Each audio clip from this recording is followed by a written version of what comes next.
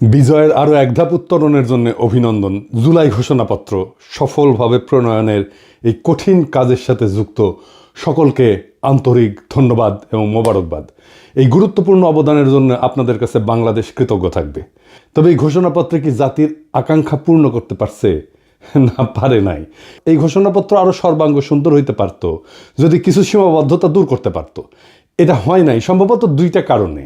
এক, রাজনৈতিক দলগুলোর মধ্যে অর্গানিক ইন্টেলেকচুয়াল ক্যাপাসিটি বা বুদ্ধিবৃত্তিক ক্যাপাসিটি এটা না থাকা, বা নেহাইতি বিপ্লবের আকাঙ্ক্ষা বুঝতে ব্যর্থ হওয়া। আমি এই জন্যই বলি যে বিপ্লবের আকাঙ্ক্ষা প্রচলিত রাজনৈতিক দলগুলো ধারণ করতে না পারলে নতুন রাজনৈতিক শক্তি উত্থিত হবে।